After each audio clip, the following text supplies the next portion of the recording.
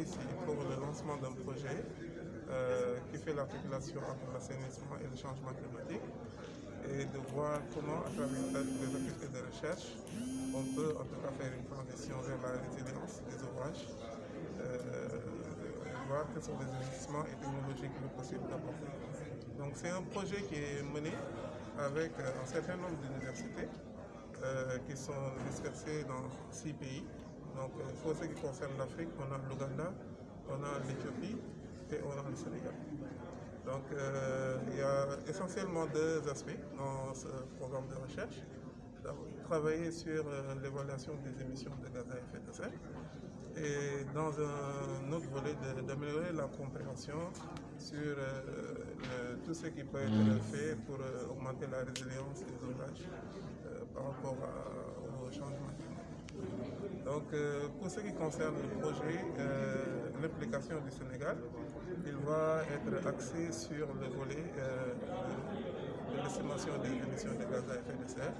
Et, le pool, étant donné, parce qu'il est articulé à un autre projet qui est en cours et qui est beaucoup plus adapté à cette phase. Globalement, ce projet va durer 3 ans et le projet en cours sur lequel porte le volet d'estimation des émissions de gaz à effet de serre va s'achever dans 1 an.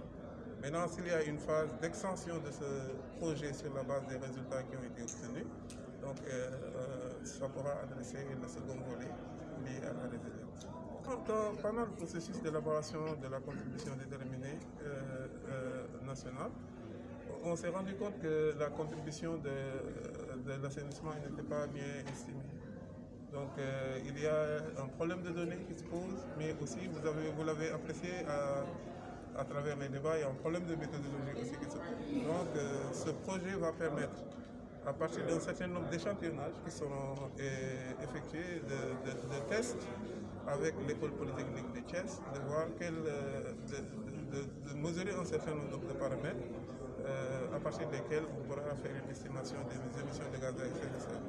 Donc le résultat attendu, c'est d'abord nous mettre d'accord autour d'une méthodologie, ensuite d'avoir une appréciation des tendances en termes d'émissions de gaz à effet de serre et de voir maintenant comment ça peut alimenter le processus de mise en œuvre de la CDN, mais aussi de toutes les autres stratégies sectorielles en cours de développement. Et ça peut être aussi intéressant en termes de mobilisation des ressources, parce que si on doit faire le lien entre les problématiques auxquelles le secteur et le sous-secteur est confronté et les besoins en termes d'investissement, donc ça peut rendre le secteur encore beaucoup plus attractif. Dans une approche globale, parce que depuis 2016, l'IDIA est en train de travailler avec l'État du Sénégal sur le développement de stratégies de villes vertes au Sénégal.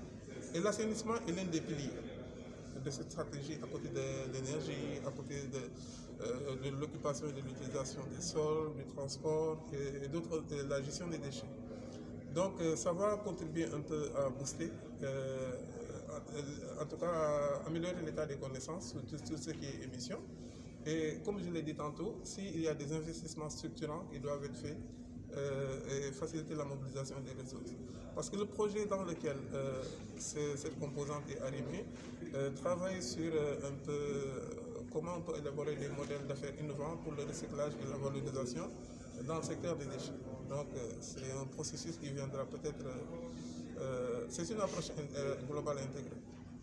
Investissement global, donc, qui est de quelques milliers de dollars, c'est pas trop grand, c'est juste pour faire de la recherche et avoir un appui méthodologique pour pouvoir en tout cas faire des pas dans l'amélioration de l'état de la connaissance. Le plus important en termes d'impact. Parce que pour le moment, vous voyez que pour la méthodologie, on n'est pas d'accord.